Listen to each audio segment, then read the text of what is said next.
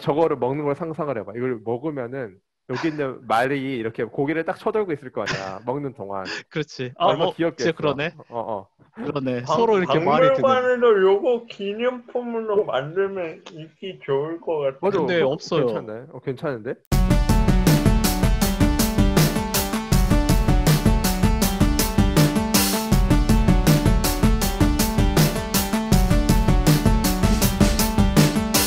아, 네. 대역죄인 여러분, 안녕하십니까? 네. 안녕하세요. 네, 이야. 저희가 저번에는 온택트 답사 해외편을 진행을 했는데 생각보다 너무 재밌어가지고 물론 우리끼리 너무 재밌어가지고 이거 이대로 끝내기 아깝다 해서 우리가 이번에는 아깝죠. 예, 국내로 가야죠. 국내 편을 준비한 거죠. 네, 그렇죠. 그래서 온택트 답사가 뭔지는 해외편에 자세히 나와 있으니까 혹시 보시는 우리 전 세계 대역죄인 시청해주신 분들이 계시다면은 해외편의 1편의 온택트 답사가 뭔지 설명을 들어주시기 바라고 오늘은 각설하고 바로 국내편을 시작해 보도록 하죠. 네, 네. 이번에도 마찬가지로 시대순으로 진행을 할 건데 제일 먼저 시작한 거는 우리 태왕님이시죠? 그렇죠. 네, 그럼 제가 바로 태왕님, 시작을 할까요? 네, 네. 화면 공유하면서 바로 시작해 주시면 감사하겠습니다. 네, 알겠습니다. 보이시나요? 네. 보여요? 어디로 가야 하나요, 재밌네요. 자, 네. 센스 있습니다. 네, 제가 오늘 그 언택트 답사 국내편 발표할 곳은요. 그 금강가야가 위치해 있던 김해 부산 지역입니다. 그래서 제목을 이제 가야기도 하고 여행도 가야 하니 어디로 가야 하나요? 가야로 가야지요. 라고 이렇게 붙여봤고요. 그래서 작년 겨울에 갔어요. 그래서 얼마 안 된 시점에서 갔는데 코로나 터지기 전에 마지막 여행이었던 것 같아요. 자, 그러면 본격적으로 시작을 하겠습니다. 자, 그러면 제가 처음에 부산에 먼저 갔어요. 그래서 부산에 가서 맨 처음 봤던 게 복천박물관이라는 곳인데 이 복천박물관은 그 부산에 있는 소재되어 있는 가야 시대 그 고분군이 유명한 게 두 개가 있어요. 복천동 고분군, 연산동 고분군이 있는데 먼저 복천동 고분군에 가서 여기서 이제 발굴됐던 그 유물들을 전시하는 곳이 복천박물관입니다. 그래서 이제 복천박물관 입구를 보면 이렇게 뭔가 방울 같은 게 있는데 이게 이 복천동 고분군의 대표 유물인 청동 칠두령입니다. 그래서 칠두령이란 게 일곱 칠에 머리 두에 방울령해서 일곱 개의 머리가 달려 있는 방울이란 뜻을 가지고 있고 이 일곱 개 개수가 일곱 개인 경우가 이게 유일한 사례라고 해요. 그래서 이 유물은 4세기에서 5세기 가야 최고 수장급이 사용했던 제례에 사용했던 그런 기구라고 추정을 하고 있고요. 혹시 그게 그래서 그 유명한 청동방울인가요? 네, 청동방울? 네, 청동방울이 이게 보면 그 8개짜리, 보통 5개짜리 예, 이렇게 예. 네, 그 4개짜리 이렇게 3개짜리도 있고 그 개수가 굉장히 다양한데 7개는 이게 우리나라에서 발견된 것 중에 어, 유일하다고 해요. 음. 그래서 여기 뒤에 보시면 제가 이거 관련한 유물 사진도 보여드리도록 하겠습니다. 자, 근데 그날을 그 학생들이 답사 그 수학여행 같은 거 와가지고 좀 껴서 봐서 좀 자세히 못 봤어요. 자, 그럼 들어가겠습니다. 그 이 복천 박물관에 들어가면 그 대표 유물이 복천동 고분군이기 때문에 복천동 고분을 이제 그 복원한 전시를 이렇게 해놨는데 그 재밌는 사실은 이 지금 보면 여기에 이 쇠 같은 게 있잖아요. 이게 이제 덩이쇠인데 이 덩이쇠 위에 시신을 올려놨다고 하더라고요. 그러니까 이 당시에 덩이쇠가 가지고 있는 그 재화, 그러니까 그 화폐 단위로도 쓰고 무기로도 쓰고 했기 때문에 굉장히 중요한 그 산물 중에 하나거든요. 그러니까 중요한 자원이기 때문에 죽어서까지 그 바닥을 천이나 어떤 깔개를 깔지 않고 이렇게 쇠를 깔아가지고 이 위에 시신을 올렸다고 합니다. 그리고 그 머리맡에 보면 이렇게 그 토기들이 각종 토기들 뭐 방울 여기 있네요. 방울도 있고 그다음에 말 가춤 같은 것도 있고 또 한 군데는 이 복천동 고분군을 어떻게 만들었는지 하는 그 과정을 미니어처로 해가지고 복원을 해놨는데 이런 식으로 작업을 하는 모습을 그 추정할 수 있고요. 자, 그리고 이 토기가 많이 발견되는데 재밌는 토기들이 굉장히 많아요. 보면 여기 토기가 양쪽에 크게 제가 두 개를 찍어놨는데 이게 뭐로 보이시나요? 어, 제 생각에는 네. 뭐 물소, 코끼리 약간 이런 느낌인데 네네. 이게 좀 맞아요? 다른 것 같죠. 여기는 네, 네, 귀가 있고 여기 귀가 없네요. 네, 네. 네. 이게 아마 하나는 같기도 코 하고. 긴 거는 코끼리고 네, 맞아요. 앞에 저거 건 돼지예요, 지금. 콧불도. 그런 것 같아요. 저도 이게 정확히 뭐라고는 설명이 안 돼 있어서 저도 보고 이 귀가 없는 코가 긴 거는 아마 코끼리 같고 이건 코뿔소 종류가 아닌가? 아니면 뭐 물소 종류나? 뭐 하여튼 그런 걸로 추정을 했고 그 아래는 이제 굉장히 앙증맞죠. 거북이가 거북이. 정상을 향해 올라가고 있네요. 재밌는 게 이게 거북이를 위로 올라가게 하는 이게 좀 그 당시 고대 조상들이 하는 그 센스의 일종인 것 같아요. 그래서 이걸 어, 보면 우리나라는 코끼리나 뭐 이런 코뿔소가 없잖아요. 근데도 불구하고 이런 코끼리를 조각했다는 거는 당시에 이제 동남아나 중국 남부 지역과 교류가 활발했다. 그래서 이런 동물의 존재에 대해서도 잘 알고 있었다라는 것을 알 수가 있습니다. 그리고 이 거북이, 네, 네, 이 토기 모양이 네. 저번에 퀴즈에 나와서 아, 보로보드르 그거 탑하고 비슷하죠, 하원 모양이. 탑 아, 같은 네, 진짜 맞아요. 그렇네. 맞네, 맞네, 네. 맞네. 근데 이거는 토기 받침대예요. 이 위에 아, 그래? 있잖아요. 위에 토기를 하는 거 이거 밑에는 받침대로 썼다고 하더라고요. 어. 그 다음은 넘어갈까요? 네. 네. 그리고 그 다른 토기들이나 잔 같은 것도 이렇게 보일 수 있는데 이건 아마 그 초로스에 초 놓는 그런 받침대인 것 같고 이건 이제 잔, 그러니까 술이나 물 같은 걸 먹을 때 이 앞에 말이 있죠. 재밌게 표현되어 있고 이것도 아마 등잔 같은데 밑에 집신 이렇게 표현을 한 걸 봐서 굉장히 토기 모양이 단순하지가 않고 다양한 형태의 어떤 토기들을 이렇게 당시에 만들었다라는 것을 알 수가 있을 것 같아요. 네. 아, 되게 정교하네요, 네. 생각보다. 그렇죠. 이게 지금 그 발굴된 그대로 놔둔 건데 형태가 그대로 유지돼 있다는 게 굉장히 신기해요. 광택이 아직도 있잖아요. 그러니까 그 당시에 굉장히 기술이 생각보다 토기 굽는 기술이 굉장히 발달됐다라는 것을 알 수가 있을 것 같아요. 이게 뭐 잔 깎는 이 각도라든가 이런 것도 굉장히 정교하게 만들어진 것 같고. 굉장히 정교하네요. 네. 신기합니다. 자, 이게 이제 복천동 그 박물관 그 대표 유물 두 가지인데요. 첫 번째는 이 오리 모양 토기. 그 재밌게 생겼잖아요. 통통한 오리. 그래가지고 이 오리 모양으로 토끼를 만드는 게 있고 아마 여기에 지금 물이나 액체류가 들어가는 그거 같아요. 그래서 여기다가 뭔가를 넣고 뚜껑이 있었겠죠 아마. 이불을 이렇게 나오지 않았을까라는 생각을 해보고 네네. 아니면 지금 이 꼬리가 지금 이게 의도적으로 끊어진 건지 아니면 이게 오래돼가지고 사라진 건지 모르겠는데 여기로 뭐 나올 수도 있는 거고 잘 모르겠어요 정확하게는. 자, 그리고 오른쪽에 있는 게 아까 봤던 칠두령이란 겁니다. 그래서 자세히 보면 이것도 굉장히 고도의 기술이 녹아져 있거든요. 그러니까 이 안쪽에 보면 이렇게 빈 공간이 있어서 이 안에 이제 소리가 나는 그 쇠 같은 거를 집어넣는 건데 이 안에 이거를 공간을 만든다는 그 기술 자체가 그러니까 안에 뭔가 차 있는 형태로 만드는 거는 쉽게 만들 수 있지만 이렇게 빈 공간으로 만드는 건 또 다른 기술이 요구되고 있거든요. 그렇기 때문에 이게 이 복천 박물관의 대표 유물이기도 하고 당시에 어떤 그런 수장들이 썼던 그 정치적 어떤 의뢰 관련해 가지고 종교 의뢰나 정치 의뢰에 썼던 중요한 어떤 그런 가치를 갖는 그런 유물이기도 합니다. 저거 넘어갈까요? 오리 네. 왠지 입에서 뭐가 네. 나왔을 것 같아요. 입에서. 저도 그럴 것 같아요. 왠지 그 당시 조상들 되게 재밌잖아요. 그러니까 이게 입에서 나오는 약간 지금 이게 고개 숙이고 있잖아요. 오리가. 만약에 이게 맞아. 고개를 뻣뻣이 들었으면 장식일 건데 이게 고개를 숙여서 뭔가가 이렇게 떨어진 느낌이 드는 걸 보면 입에서 나오지 않았을까? 그러니까 꼬리가 있어서 여기를 잡고.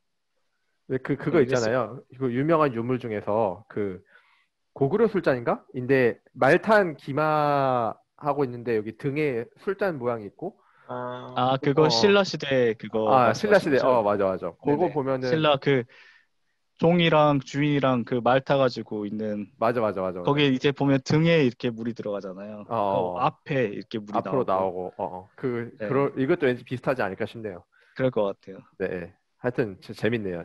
네. 그러네요. 네. 네, 다음으로 넘어가 주세요. 넘어갈까요? 네. 네.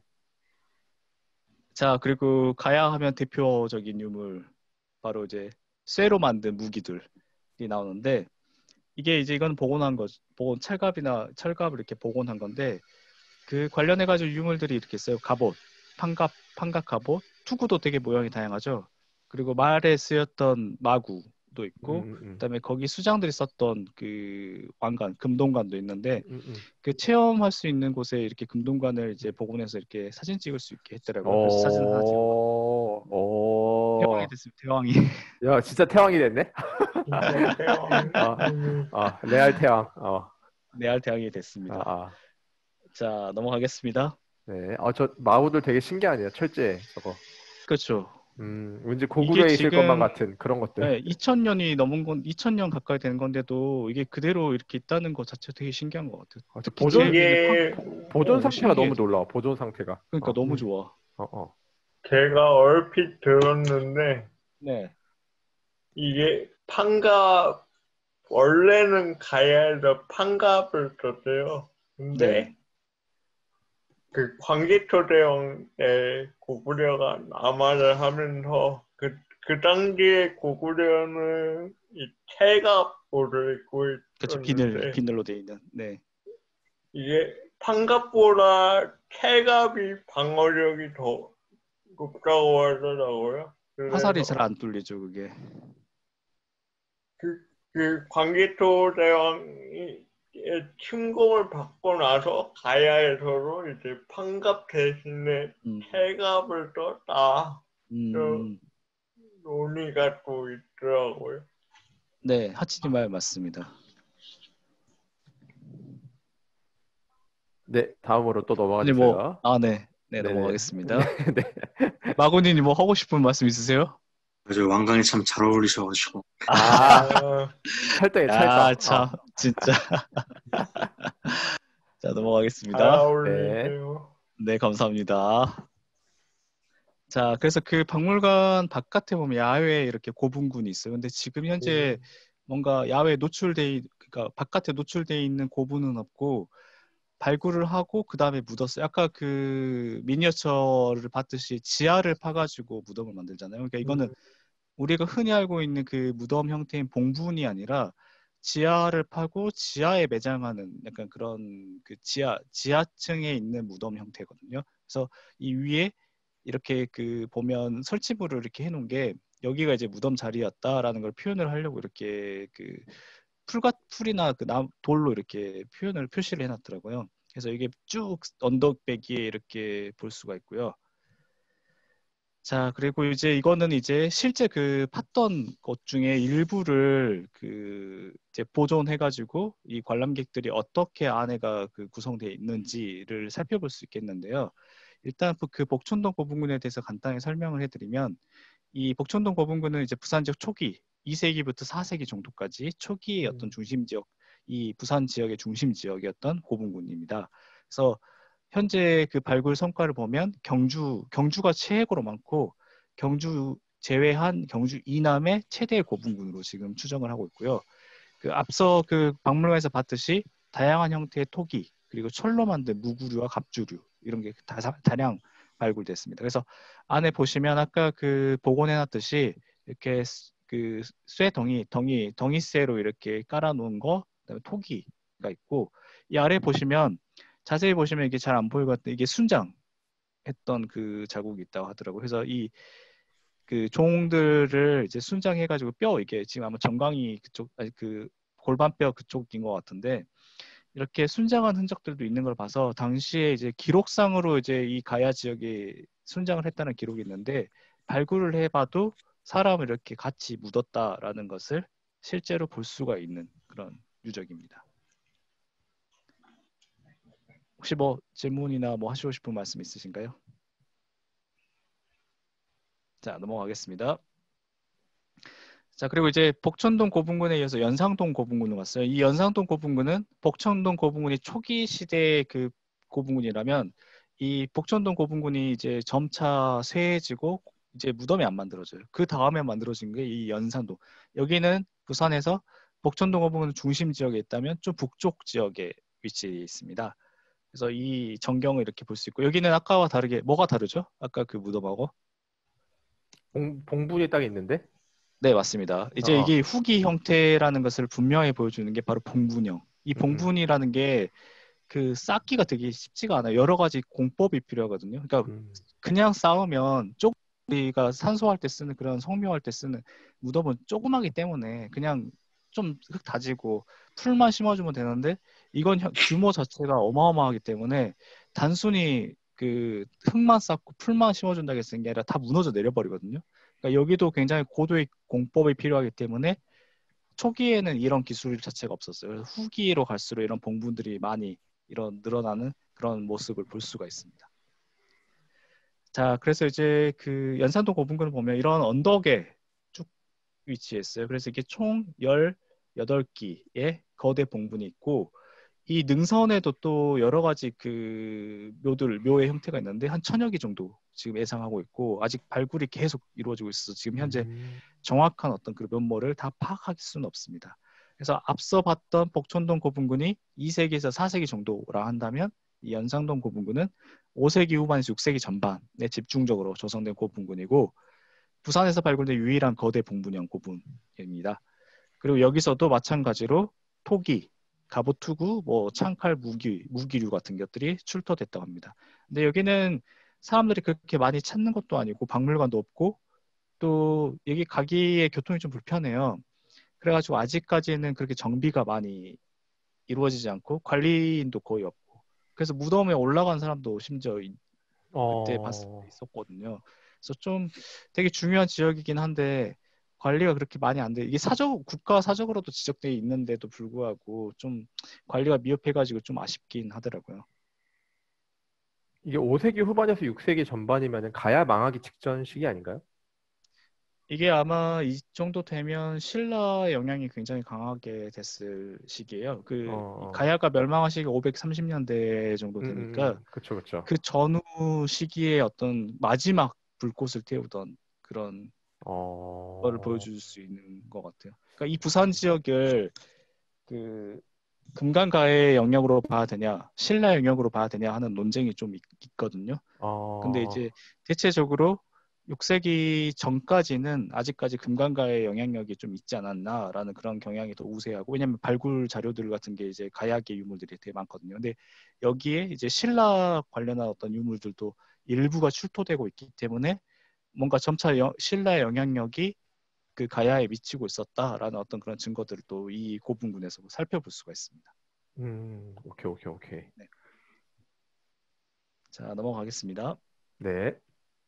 자, 그래서 이제 부산 다 봤고 그다음에 이제 김해를 갔거든요. 근데 부산에서 김해를 가려면 이 위에 있는 되게 조그만 기차가 있는데 경전철인데 되게 재밌어요. 약간 외국에서 그 혹시 가보셨는지 모르겠는데 일본 디즈니랜드 갈 때 이런 아, 비슷한 기차를 타거든요. 맞아, 되게 맞아, 맞아. 안에도 그 기마무사라든가 그 토기라든가 되게 재밌는 거를 이렇게 막 스티커로 붙여놔가지고 여기 김해 관광 어떤 그런 전용 기차다라는 거를 되게 느낄 수 있어서 되게 재밌게 갔거든요. 그래서 이게 이 옆에 보시면 지도를 보시면 이 하천가가 있거든요. 이 하천가 옆을 쭉 따라가지고 기차가 지나가요. 그래서 그 도심도 같이 볼 수 있고 기차 타는 재미가 굉장히 있었던 것 같아요. 그래서 기차에 내리면 바로 이제 국립김해박물관 이 아래쪽에 있는 국립김해박물관에 도착할 수가 있어요. 그래서 이제 김해박물관에 먼저 갔는데 여기도 이제 아까 봤던 복천동 고분군과 비슷한 유물들이 많이 있어요. 뭐 그 황금 갑옷 있고 오리 모양 토기 여러 가지 각종 토기도 저건 있고 그리고 우리 모양 이거 터지는 네네 효과를 좀 많이 본 것 봤어요? 같고. 아 그래요? 네. 이 당시에 그 가야 사람들이 새를 하늘하고 지상을 연결해주는 그런 그 상서로운 동물로 많이 봤거든요. 근데 그리고 지금 낙동강에 보면 지금 이 지역이 낙동강 하류잖아요. 낙동강 오리알. 지금도 그렇죠. 어, 어, 지금도 낙동강에 청동오리들이 오거든요. 어, 그 당시에 계절마다 겨울마다 이 청동오리들 오니까 쟤들은 도대체 어디까지 갔다가 왜 똑같은 시기에 또 왔을까? 고대인들이 아, 보기에 되게 신기했을 것 같아요. 그러니까 오리들이 자주 토기 모양으로 이렇게 많이 남아 있는 것도 자기들이 계속 하늘에서 뭔가 매해 똑같은 시점에 오는 게 신기해서 저 신성한 동물이다라고 생각을 했었을 것 같다는 그 예측을 해요. 그래서 이게 아마 토끼 모양으로도 이게 많이 자주 이용되지 않았나라는 생각을 합니다. 굉장히 신기합니다. 그리고 네. 네, 낙동강 오리알 네. 좋습니다. 그 왼쪽에 보면 이게 집 모양 토끼거든요. 근데 지금 다 쓰러졌는데 이게 또 굉장히 중요한 유물 중 하나예요. 왜냐하면 그 당시에 집이 어떻게 생겼는지 알 수가 없는데 이걸 또 토끼 모양으로 만든 형태거든요. 근데 이 당시 집이 지금같이 지금 집하고 좀 다른 게 지상에 붙어 있는 게 아니라 지상하고 좀 떨어져 있어요. 그러니까 이게 이제 그 당시에 이제 건축수를 볼 수 있는 건데 그 지상에 딱 붙어 있으면 습기라든가 여러 가지 해충 같은 게 많이 그 집으로 들어올 수 있잖아요. 그래서 이쪽 그 김해 부산 방면이 바다와 접하고 있고 그 해안가다 보니까 그런 어떤 그거를 보호하기 위해서 좀 집을 높게 지었다라는 그런 어떤 그 당시 김해 가야 지역의 어떤 그 주거 형태를 살펴볼 수 있습니다. 저거 있잖아요. 저 집.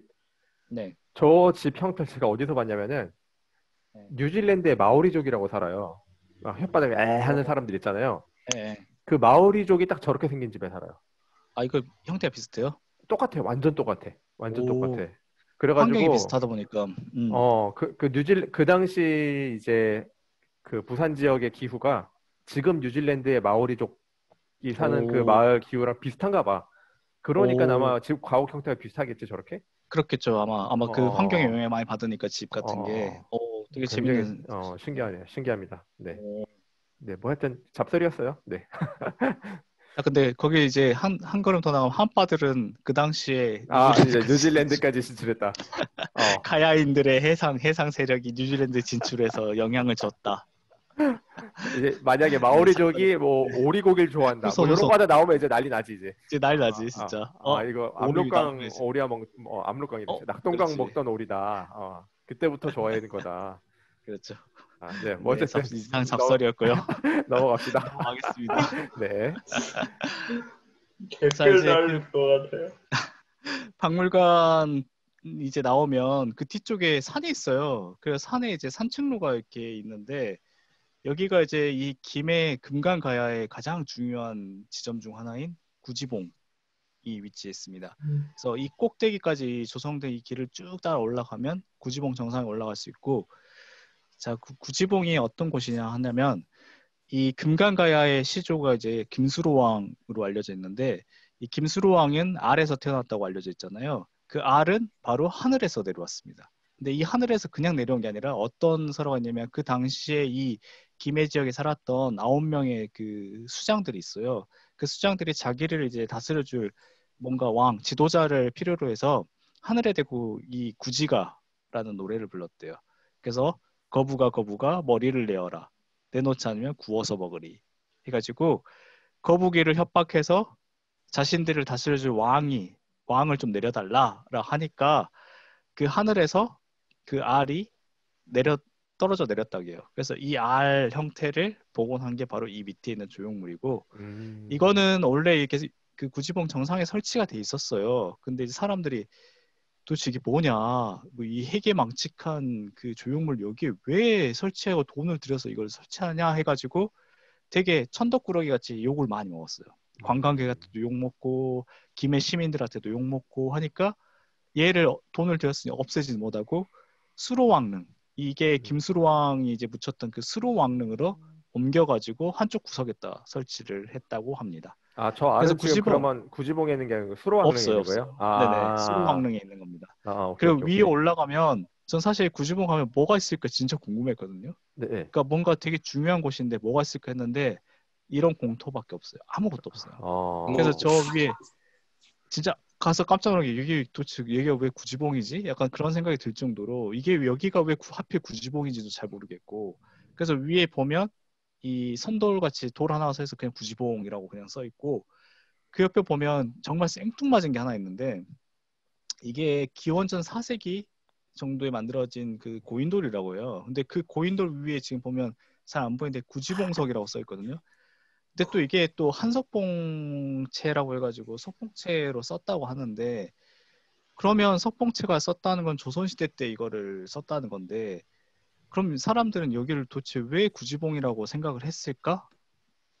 라는 약간 그런 의문도 들더라고요. 그러니까 구지봉이라는 어떤 그 증거를 보여줄 수 있는 그런 게 아무도 남아있지 않는 게 좀 아쉽다고 생각이 되고 좀 하여튼 좀 씁쓸했습니다. 되게 중요한 곳인데도 불구하고 좀 방치된 느낌이 많이 들어서 그래도 김해 김씨로서 네, 한 말씀 가, 해주시죠. 갑자기 가슴이 웅장해지네요.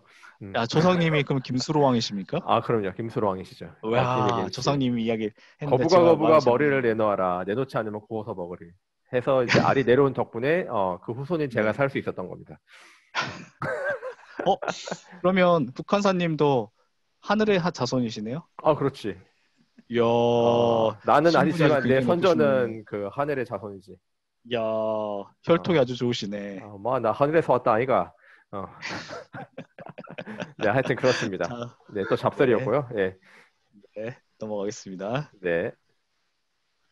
자, 그래서 그 밑에 이제 그 구지산에 바로 내려가면 수로 왕비릉이 있어요. 그래서 수로 왕비릉은 허황우, 그 이름이 허씨고 이제 황우라고 부르는데 그 본명은 허황옥이에요. 맞아. 그래서 허황옥이라고 해서 인도의 아유타국이라는 곳에서 배를 타고 왔다고 전해지고 있고 그 수로 왕비릉에서 이제 가장 중요한 게 바로 오른쪽에 있는 파사석탑이라고 하고 이 파사라는 거는 이제 그 전설이 있어요. 보면 이제 삼국유사에도 전해지는 전설인데 삼국유사를 지었던 이련 스님이 이 김해 지역을 오신 것 같아요. 거기 보면 기행문같이 써 있거든요. 그래가지고 자기가 이제 금간 그 당시 이제 여기 금간이라고 또 불렀으니까 금간에 갔더니 이런 이야기가 전해지더라라고 하면서 이제 시작을 하고 있는데 그 어떤 이야기냐 하냐면 그 허황우가 이제 서역 그러니까 인도의 아이타국에서 이제 그 이 돌을 가지고 왔다라고 이렇게 기록을 하고 있고 그 유래는 이제 바다를 건너서 이제 가야로 가려고 했는데 파도 신이 화가 나서 가지 못하게 하니까 그 아버지가 이제 이 파사석탑에 돌을 줬다고 해요. 그래서 이걸 싣고 가니 파도가 잠잠해져서 김수로 왕을 만나서 150년 동안 나라를 통치할 수 있었다라는 이야기가 전해져서 굉장히 중요한 의미 있는 그런 돌이라고 해요. 근데 이렇게 보면 뭐 어디 전설 속에 있는 그런 옛날 이야기인가 보다라고 해가지고 쉽게 넘어갈 수 있어요. 근데 최근에 이제 이게 중박에서 전시를 했는데 가야 관련해가지고 그 전시를 준비하면서 이 돌이 그 성분이 뭘까라고 해가지고 성분 조사를 의뢰를 했어요. 그래서 그 의뢰 결과 여기에 이 돌 성분 자체가 한반도에서 나오지 않는 돌이라는 사실이 밝혀졌어요. 그러면 어디서 나왔냐 했었을 때 중국 동남부나 베트남, 북부 혹은 인도 방면에서 그 나오는 돌로 보인다라는 그 결과가 나왔는데 이렇게 되면 진짜 이게 전설이 사실이 아닌가라는 약간 그런 의문을 퀘스천 마크가 있는 그런 어떤 결과가 나왔습니다. 그래서 이제 이건 약간 그 사설인데 이제 최근에 이제 허황우가 이제 인도에서 왔다고 하니까 그 당시 이제 가야의 어떤 그런 그 해상 활동을 강조하면서 허황우가 실제 존재했던 인물이었고 그 당시에 이미 인도하고 교류가 있었다. 그렇기 때문에 우리나라 해양 실크로드는 굉장히 오랜 역사를 가지고 있고 굉장히 고도로 발전되어 있는 해양 문화를 가지고 있었다라는 식으로 좀 확대 해석적인 어떤 그런 그 논의들이 많이 진행이 되고 있거든요. 근데 이 부분에 대해서는 이제 향후 더 많은 논의가 필요할 것 같다는 생각을 합니다. 참고로 저는 저 네네 허황우가 이제 그래서 김해허 씨거든요. 김해허 씨. 할머니 조상 할머니네요. 그래서 김해 김씨가 네. 있고 네. 인도 피가 허씨가 있어요? 흐르는 허 씨는 김해허 씨가 있는 거예요. 김해허 씨. 따로 있구나. 그래가지고 요새는 뭐 네. 당연히 안 그러는데 조선시대까지만 해서 이거 근데 뭐 확실한 건 아니에요. 조선시대까지 김해 김씨랑 김해허 씨랑 결혼을 하지 말라 그랬대요. 둘이 같이 원래 어떤 그런 조상들이 가족이니까 같은 가족이. 그래서 김해 김씨, 김해 허 씨는 결혼하지 말라 그러고 제가 알기로 근데 허 씨가 김해 허 씨밖에 없을 거예요. 우리나라 순수 토착 허 씨로는. 뭐 그런 얘기들이 근데 있더라고요. 족보가 보통 조상이 남자인데 여자 음. 조상을 계보로 한 건 되게 특이한 경우네요. 그 되게 특이한 그러네. 경우죠. 되게 특이한 경우죠. 그래서 그 음, 허황우부터 이렇게 왔다. 그게 있어서 이제 저도 궁금해서 좀 찾아봤죠. 그러면 조선시대에는 이 허왕우라는 사람을 실존 인물이라고 생각하고 만든 거네요. 그 계보 자체를. 그렇죠. 그 계보는 원래 있었겠죠. 아마 고려 시대에 또 있었고 삼국시대 때부터 있었겠죠. 그렇죠. 근데 조선시대 와. 강조를 하면서 족보에다 그런 걸 네. 기재를 해놓은 것 같아요. 이런 이야기가 있으니까 우리는 김해 김씨랑 결혼하지 말아라. 알겠지, 허씨들아? 그- 약간 이렇게 한 것 같아요. 근데 그 파라석탑의 돌성문 네. 하면서 몇몇 후보군이 이게 중국 동남부, 베트남 북부, 인도 방면에서 나오는 돌이라고 밝혀짐했는데 재밌는 거는 허왕우의 그 출신지에 대한 논란이 많거든요. 근데 뭐 중국 동남부 그 고주라는 지역에서 왔다는 설도 있고 베트남에서 왔다는 설도 있고 인도 알타국에서 왔다는 설도 있고 그래서 여기 설명을 보니까 아예 그걸 전제로 하고 설명을 한 건 아닌가 싶기도 그럴 수도 하고요. 있죠. 그럴 그럴 수도 수도 있다. 있어요. 그럴 수도 있겠다. 또 그런 이야기도 하더라고요. 최근에 한국이 다문화 가정들이 많으니까 우리나라 최초의 다문화 가정은 이때부터 김수루 왕과 시작했구나. 허황우였다 하면서 우리의 다문화 역사가 굉장히 뜻 깊으니 이걸 배척하지 말아야 된다. 약간 이런 논의도 나오더라고요. 검색을 해보니. 다문화 시작은 저기 그거 아니야? 곰부족이랑 호랑이 부족? 그러네요. 진정한 다문화야, 다문화지. 다문화. 곰이랑 다문화네요. 호랑이를 물론 호랑이 부족은 같이 안 그리고 살았지만 부산 아시아 게임이었던가요? 부산 아시아 게임에서 개막식에서도 이제 김수로 왕과 허왕우가 만나는 그런 퍼포먼스를 했구나. 퍼레이드를 했다고 어, 하더라고요. 김해에서는 내세울 게 그 두 사람이 제일 중요한 인물이기도 하니까 아마 계속 상징 인물로 계속 실존 인물이자 상징 인물로 계속 내세우려고 노력을 할 거예요. 근데 이 삼국사기만 보더라도 이 수로왕이 진짜 오래 살거든요. 맞아. 그러니까 가야가 건국됐다라고는 하는 기록에서 거의 한 2세기 정도를 사니까 이 150살 살았던 게 삼국사기 기록에도 나온단 말이에요. 그래서 도대체 이 수루왕은 도대체 몇 년을 산 거냐? 약간 이런 얘기가 많이 나와서 좀 맞아, 의문이 맞아. 많이 드는 인물이긴 해요. 맞아. 나도 오래 살아야지. 신라 삼국사기 기록에도 김수로 왕이 나오죠. 타려왕 때도 기억나? 나오고 나오지. 그죠. 타려왕 때도 나오니까 되게 신기한 것 없어가지고. 같아요. 엄청 오래 살더라고요. 그러니까 그래서 초기 기사 부정하거나 아니면 수루왕이 여러 계보를 수루왕이라고 이름 붙였다. 약간 이런 얘기도 있잖아. 아니면 부족 이름일 수도 있는 거고. 뭐 그럴 수도 있고. 왜냐면 대표적인 인물 내세워가지고 부족으로 할 수도 있으니까 상징적인 인물로. 제가 준비한 거는 여기까지입니다.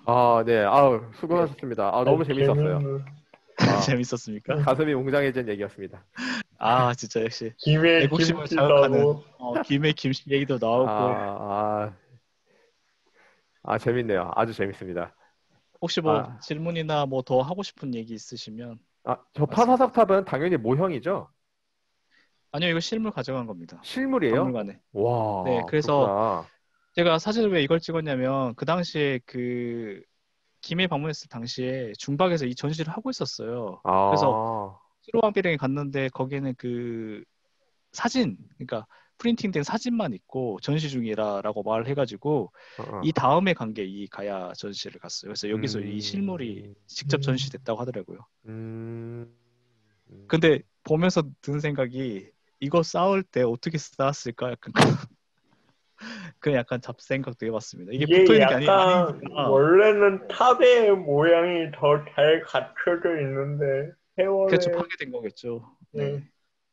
이게 그 근대기 조선총독부에서 찍었던 사진도 남아 있고 이러거든요. 근데 그때도 형태가 이거랑 비슷해요. 그러니까 맞아, 맞아, 이미 맞아. 파괴가 많이 돼 있는 상황인 것 같고. 야, 진짜 신기하다.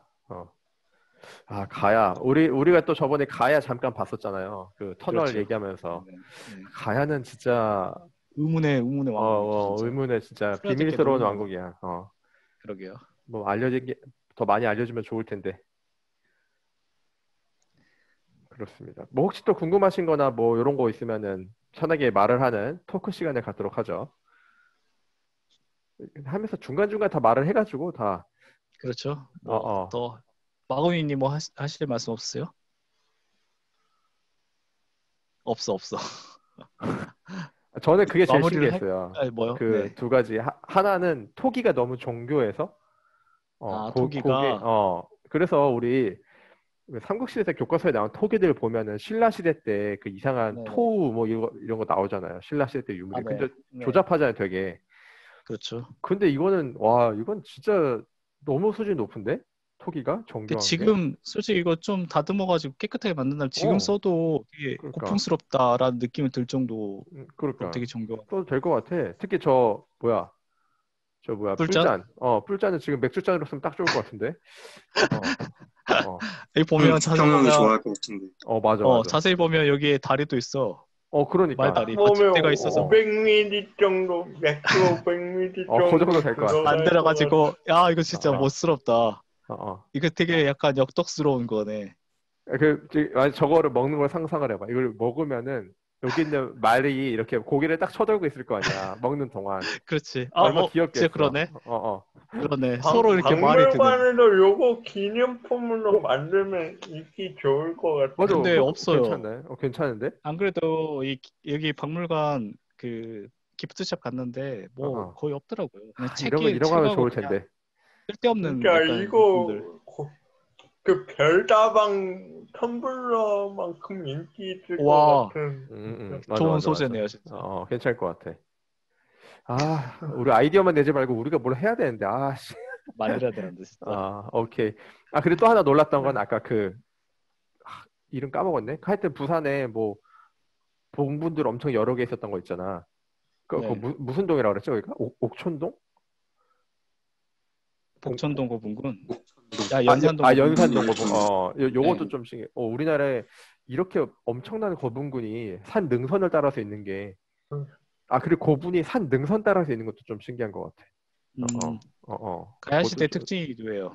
왜냐면 그래요? 가야 그 경남 지역이 네, 네, 산지가 많잖아요. 네네. 그래서 그러니까 이게 유행하기 시작한 게 5세기, 4세기 후반에서 5세기부터 이제 이 봉분을 쌓는 양식이 가야 지역에 이제 보급이 됐는데 그 전까지는 산 정상이 아니라 그 밑에 이제 경사진 지역을 무덤으로 많이 썼거든요. 근데 이제 음, 수장들이 이제 생기면서 힘이 강해지니까 뭔가 잘 보이게, 그러니까 자기의 위세를 드러내려면 뭔가 잘 보이게 만들어야 되잖아요. 그러니까 음. 제일 꼭대기에 산의 꼭대기에 봉분까지 만들면 밑에서도 다 보이거든요. 그래서 이런 게 이제 가야 시기 후기 가야라고 칭하는데 후기 가야 시대의 특징이에요. 그래서 여기뿐만 아니라 고령, 뭐 함안, 뭐 창녕 이런 데 가더라도 이런 그 정상 지역에 이렇게 봉분이 많이 있어요. 신기하네요. 굉장히 신기하네요. 네. 그래서 이제 곧이어 아마 이게 세계문화유산 지금 등재를 지금 적극 추진하고 있는 그 유적지 중에 하나인데 이 가야 지역이 아마 지금 거의 확실시 된다라는 그런 기사를 최근에 본 적이 있거든요. 그래서 음흠. 이걸 통합해서 이런 무덤들이 딱 봐도 되게 신기하잖아요.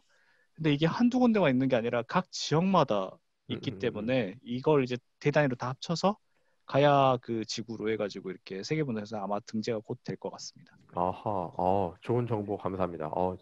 신기하네요. 이렇게 한번 가보고 싶다. 네, 하여튼 전 그 두 가지가 좀 인상적이었습니다. 정교한 토기, 네. 그리고 능선을 따라서 네. 있는 대량의 고분들. 좀 신기했습니다, 이게. 이게 그 경주에 있는 그 고분군하고 좀 다르죠, 느낌이. 거긴 완전 평지에 달라요. 있잖아요. 완전 달라요. 그렇죠. 그리고 평지에 경주 있긴 한데, 거기는 음, 조금 띄엄띄엄 있잖아요, 그래도. 그렇죠. 좀 근데 사이 틈에서 되기는 여기는 거의 촘촘하겠죠. 아주 촘촘하게 음, 있는 편이어서 그것도 좀 신기한 것 같아요. 여기 보면 올라가는 길이 있는데, 음. 그때 짐이 하나도 없이 그 맨몸으로 가는데 진짜 힘들더라고요. 되게 겨울에 갔는데 땀이 났거든요. 가파른가요? 가파려 생각. 달라요. 그래서 아. 호흡이 좀 약간 힘들 정도로 하는데 예전에는 이 무덤을 만들었을 가야 시대에는 이런 게 없었을 거 아니에요. 더 그쵸. 험했을 거 아니에요. 그렇죠, 와, 그렇죠. 이 무덤 만들려고 안에 있는 부장품부터 시작해가지고 땅 파서 흙 나르고 진짜 이게 보통 힘든 일이 아니겠다는 생각이 딱 들더라고요. 올라가면서 느낀 생각이.